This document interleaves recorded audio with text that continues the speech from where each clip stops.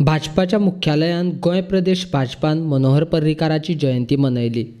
थंय मुखेलमंत्री सावंताच्या हस्तुकीं सर्गेस्त पर्रीकाराच्या प्रतिमेक फुलां घालून वंदन केलें। पर्रीकाराच्या पयल्या जयंती निमतान रक्तदान शिबिराचें आयोजन केल्लें। पणजेचो आमदार बाबूश मोन्सेरातान आपलें रक्तदान करून रक्तदान कार्यक्रमाचें उक्तावण केलें।